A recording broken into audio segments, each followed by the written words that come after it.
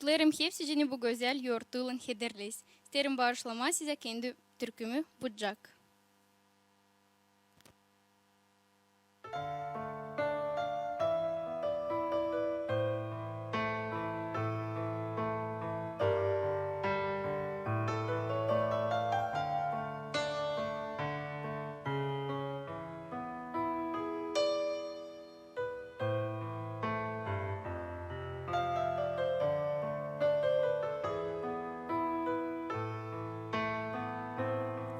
Bucak, sevgili bucak, kırların senin pek bak, güneşin düyer şılak, hem kuşlar çalar kıvrak.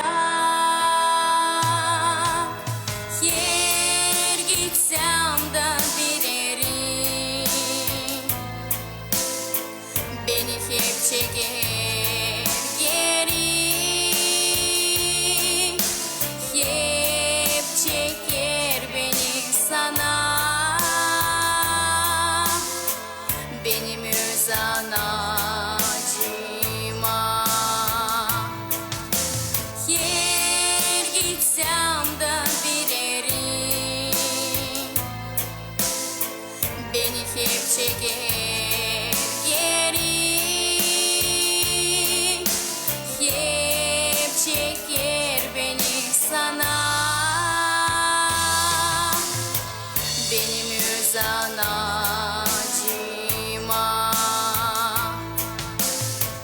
Geçirdin sen cenk açlık,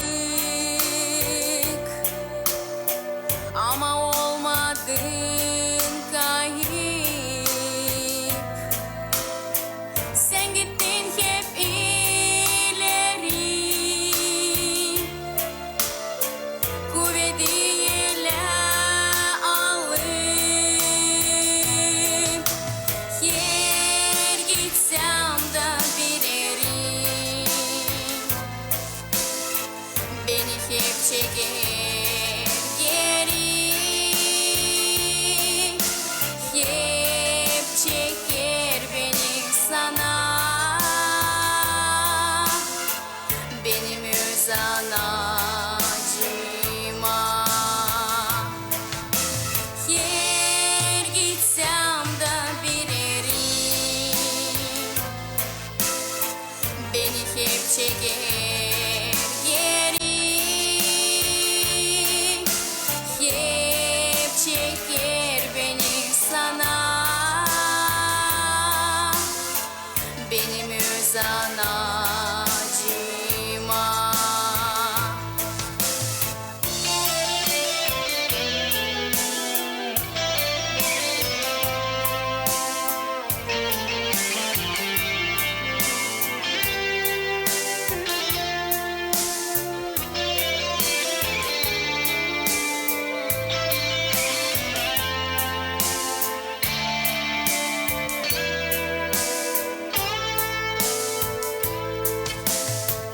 Çiçekli benim bucağım,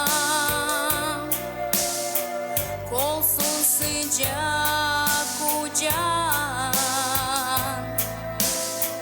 kolla yapsın bahşiş, dünyada olsun gülüş. Yer gitsem de beni hep çeker